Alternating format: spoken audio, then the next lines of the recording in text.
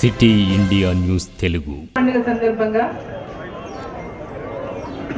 ఇక్కడ ఈ యొక్క క్రిస్మస్ వేడుకల్లో పాల్గొంటున్నటువంటి సోదరులకు సోదరీమణులకు మన పిల్లలకు పెద్దలకు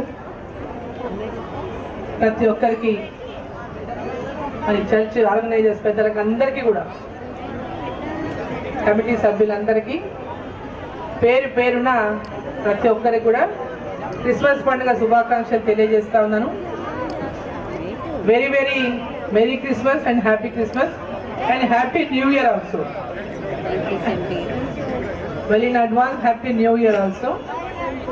సో ఆ యొక్క భగవంతుడు అందరినీ కూడా చల్లగా చూడాలని, అందరి యొక్క ప్రేయర్స్ వాళ్ళు ఏదైతే ప్రే చేసినారో ఆ ప్రేయర్ అంతా కూడా భగవంతుడు వారి యొక్క కోరికలు తీర్చాలని చెప్పి కోరుకుంటూ, మరి ప్రజలందరినీ కూడా చల్లగా ఆ దేవుడు దీవించాలని, మరి వారి ఆశీస్సులు మన అందరి పైన ఉండాలని చెప్పి కోరుకుంటూ merry Christmas and happy Christmas. ఈ క్రిస్మస్ పర్వదినాన మనందరం కూడా కొన్ని విషయాలను మళ్ళీ పునశ్చరణ చేసుకోవాలి, రివిజన్ చేసుకోవాలి. క్రీస్తు జీవితమే ఒక సందేశం. వారు చూపిన మార్గం కోట్లాది మందికి ఈరోజు మనశ్శాంతిని ఇస్తారు. వారు లవ్ దై నైబర్ అని చెప్పారు. పక్కింటి వారిని ప్రేమించండి, మనుషులను ప్రేమించండి, మనుషులనే కాదు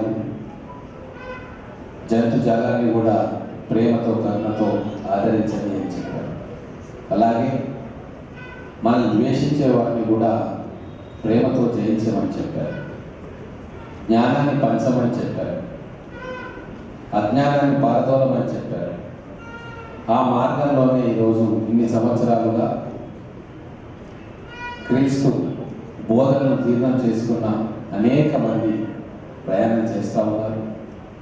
అందుకే విద్య కోసం ఎన్నో ఇన్స్టిట్యూషన్స్ ఓపెన్ చేసి కోట్ల మందికి విద్యాదానం చేశారు.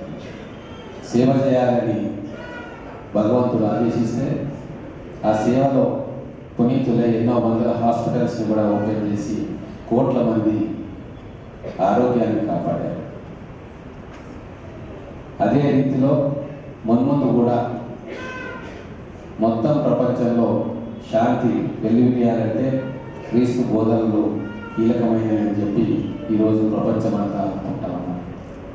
శత్రువులను కూడా మిత్రులుగా చూపించే ఆ బోధనతోటే ఈరోజు భారతదేశం ఏకంగా ఉంది, ప్రపంచంలో శాంతి ఉంది. ఈ సందేశాన్ని మళ్ళీ మనం మననం చేసుకోవాల్సిన అవసరం, బాధ్యత మనది. అందుకే మరొకసారి ఈ పుణ్యదినాన ఇక్కడికి వచ్చిన భక్తులందరికీ కూడా క్రిస్మస్ శుభాకాంక్షలు తెలియజేసుకుంటూ, మన మహబూబ్ నగర్ పట్టణ ప్రజలందరికీ యేసుక్రీస్తు దయ కరుణ ఉండాలని